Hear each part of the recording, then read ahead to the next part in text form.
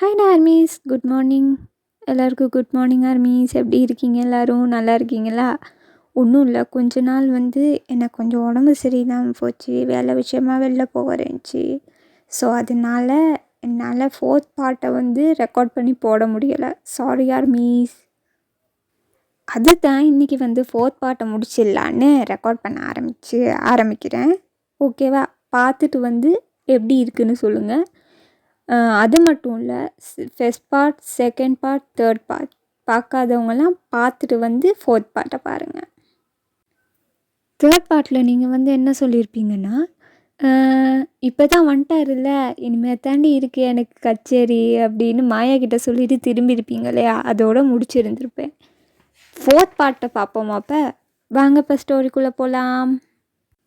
அப்போ நீங்கள் நோட் பண்ணியிருப்பீங்க, அது வரைக்கும் முதலாம் பாடத்துக்கு வராத ரியா டக்குன்னு 2ஆம் பாட பெல்ல அடித்ததும் கிளாஸில் என்ட்ரி ஆகுறா.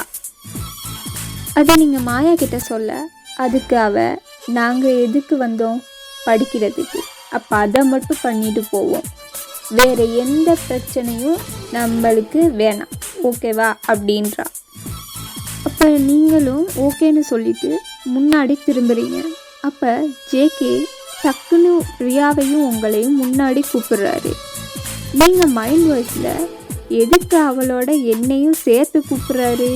சரி போவோம், எக்ஸாம் பேப்பர் திருத்துறதுக்காக இருக்கும் அப்படின்னு நீங்கள் நினச்சிக்கிட்டு முன்னாடி போனால் அங்கே பிளாக் போர்டில் சம் ஒன்று போட்டு ரெண்டு பேரையும் கிளியர் பண்ண சொல்கிறாரு. நீங்கள் போய் சால்வ் பண்ணிட்டு வர ரியாவுக்கு ஒரு சம் கொடுக்குறாரு. ரியா தடுமாறுறா. ஜேகே பார்த்துட்டு தெரியலை அப்படி தானேன்னு கேட்குறாரு. அப்போ ரியா ஆமாம் சார்னு சொல்கிறான். சரி போய் உட்காரு, நான் கிளியர் பண்ணுறேன் பாரு சொல்லிட்டு அவர் கரெக்ட் ஆன்சரை 2 நிமிஷத்தில் சால்வ் பண்ணி காட்டுறாரு.